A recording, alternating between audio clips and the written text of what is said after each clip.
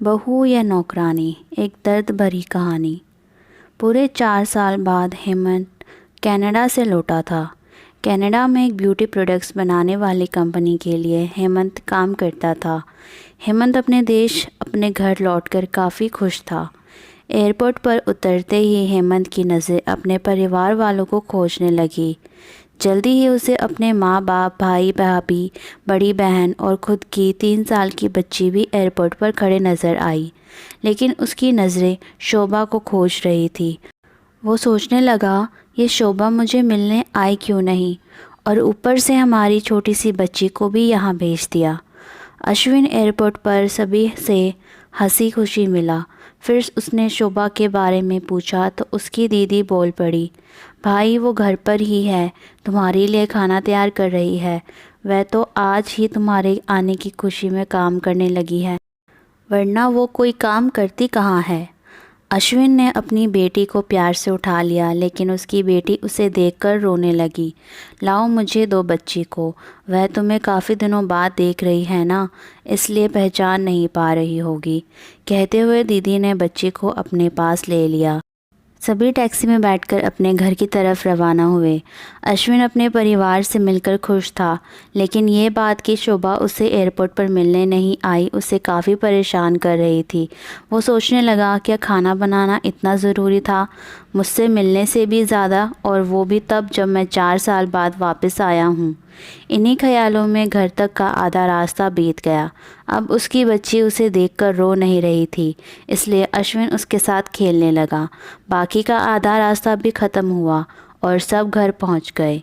गाड़ी की आवाज़ सुनकर शोभा बालकनी में आकर खड़ी हो गई और अश्विन की तरफ देखने लगी। अश्विन भी जैसे ही गाड़ी से उतरा, उसने पहले दरवाजे की तरफ और बाद में बालकनी की तरफ नज़रें घुमाई, जैसे वो शोभा को ही देखना चाहता हो। अश्विन से नज़रें मिलते ही शोभा के चेहरे पर मुस्कान झलक पड़ी। अश्विन भी उसे देखकर हल्के से मुस्करा दिया। सभी घर के अंदर गए। शोभा सबके लिए पानी लेकर आई और सभी को पानी देने के बाद फिर से किचन में चली गई चाय बनाने के लिए। थोड़ी देर तक सभी परिवार वालों से बात करने के बाद अश्विन शोभा को बुलाने लगा।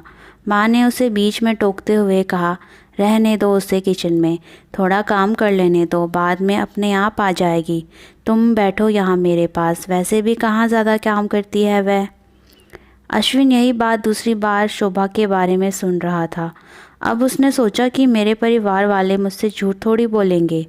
हर दिन नहीं होता होगा उसको इतना काम, आज थोड़ा सा है, करने देते हैं, मैं बाद में उससे बात कर लूँगा। अश्विन अपने परिवार वालों से बातचीत में मगन हो गया।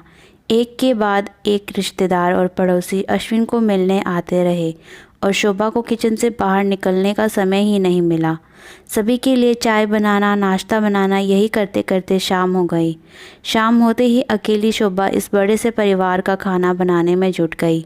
2 घंटे बाद सभी परिवार वाले खाना खाने के लिए डाइनिंग टेबल पर बैठे थे, सिवा शोभा के। अश्विन चाहता था कि शोभा भी उसके साथ बैठकर खाना खाए, लेकिन माँ ने कहा अगर वह भी खाना खाने बैठ जाएगी तो सबको परोसेगा कौन। सभी के खाना खाने के बाद शोभा ने अकेले खाना खाया। रात को सोने के वक्त अश्विन और शोभा अच्छे से मिल पाए। अश्विन शोभा के साथ काफ़ी बातें करना चाहता था, लेकिन उसके चेहरे पर थकान और नींद अच्छे से देख सकता था, इसलिए उसने शोभा को परेशान ना करने का फ़ैसला किया और उसे सोने दिया। शोभा सोने ही वाली थी कि उसकी छोटी बच्ची रोने लगी, तो शोभा तुरंत उठकर उसे दूध पिलाने के लिए चली गई। अश्विन कब सो गया उसे पता ही नहीं चला। जब सुबह बच्ची की रोने की आवाज़ आने लगी तो अश्विन उठा और शोभा को पुकारने लगा।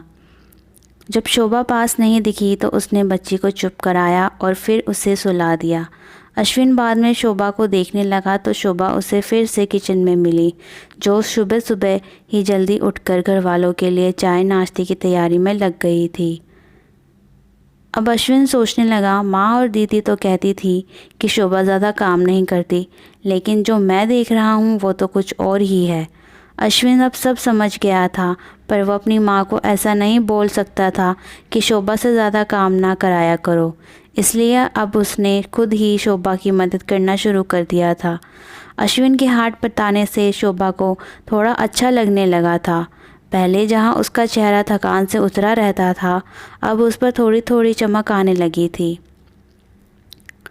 अश्विन ने कुछ दिनों में ये महसूस कर लिया था कि शोभा अब वो शोभा नहीं रही जिसे अश्विन शादी करके लाया था। वो तो कोई और थी जो तोते की तरह बोलती थी, और ये शोभा तो बिल्कुल चुप है, गुमसुम है। ऐसा लगता है जैसे किसी के दबाव में हो, किसी डर की वजह से सहमी हो।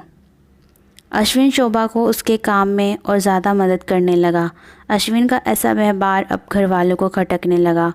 घर के सभी बड़ों और उसकी दीदी ने मिलकर अश्विन को समझाया, तुम अपनी बीवी की मदद करते हो, उससे हमें कोई एतराज़ नहीं है, लेकिन तुम्हें भी एक हद तक ही ऐसा करना चाहिए। जब तक कोई तुम्हें ऐसा करता ना देख रहा हो तब तक सब ठीक है, लेकिन जब कोई तुम्हें बीवी के होते हुए बर्तन धोते देखे तो वो अच्छा थोड़ी लगता है। और सोचो, आगे चलकर शोभा को तुम्हारी हेल्प की आदत पड़ गई तो तुम्हारा अपना काम में ध्यान लगाना मुश्किल हो जाएगा। अश्विन हमेशा से ही अपने परिवार वालों की बात मानता आया था। जिस तरह से सब ने अश्विन को समझाया था, अश्विन भी उनकी बातों में आ गया। अब अश्विन शोभा की मदद करने से कतराता था।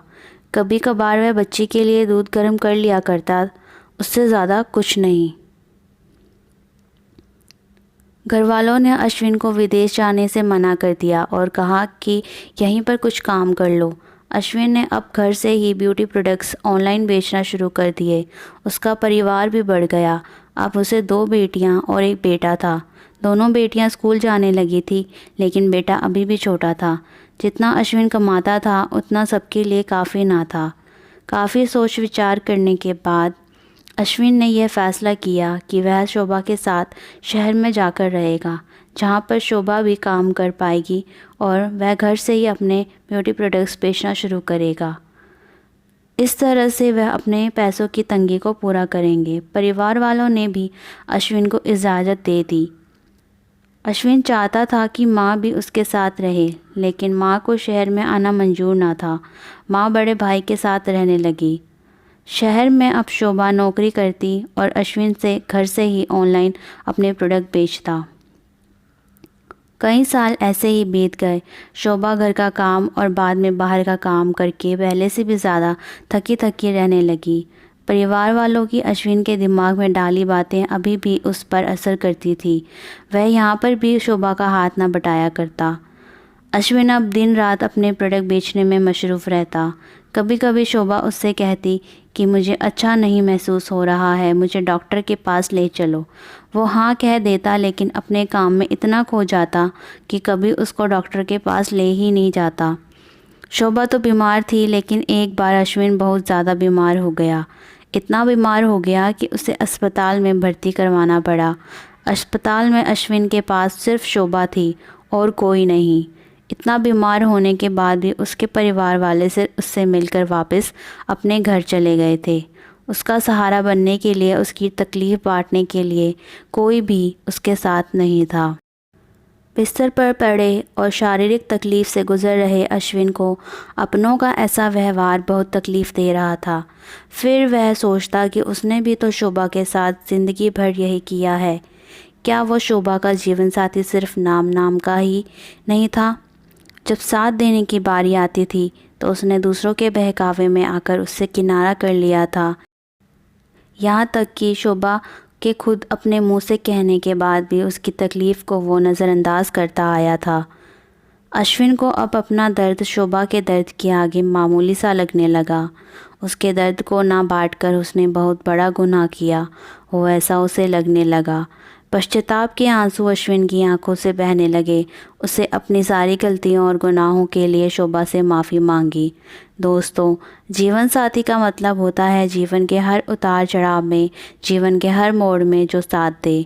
साथ होने और साथ देने में उतना ही फ़र्क होता है जितना सिर्फ वादा करने में और सचमुच वादा निभाने में होता है।